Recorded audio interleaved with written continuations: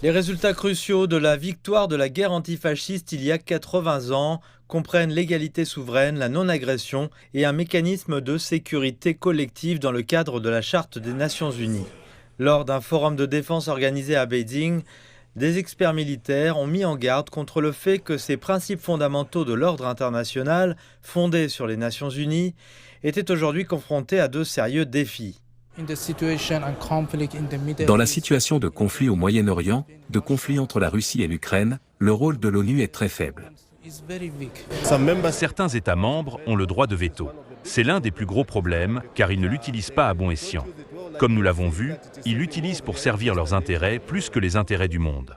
Au début du mois, les États-Unis ont de nouveau opposé leur veto à une résolution sur le cessez-le-feu à Gaza, alors que le responsable des secours de l'ONU mettait en garde le monde sur le sort des Palestiniens qui sont abattus ou blessés à Gaza alors qu'ils essaient simplement de venir chercher à manger.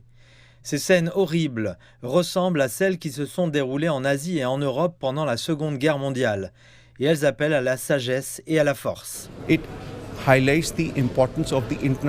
Cela souligne l'importance de la coopération internationale en matière de sécurité entre les pays. Cela souligne également que la paix doit être partagée comme une responsabilité entre tous les pays. Toute agression portera atteinte à l'égalité souveraine de tous les États membres. Par conséquent, la diplomatie internationale doit respecter le droit international, le dialogue et la Constitution. La paix devrait bénéficier à tous les continents du monde et non à certains pays seulement. En tant que membre fondateur du Conseil de sécurité de l'ONU, la Chine a proposé l'initiative de sécurité globale qui prône la solidarité et un état d'esprit gagnant-gagnant par le biais du multilatéralisme. La Chine est en train de démocratiser la gouvernance et d'aider le monde.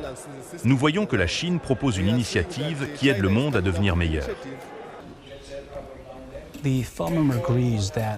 Le forum convient que l'équité et le développement commun sont des facteurs clés pour une paix et une prospérité durables, tandis que l'hégémonisme et l'unilatéralisme restent des défis. Et cela doit être la leçon essentielle des guerres du passé.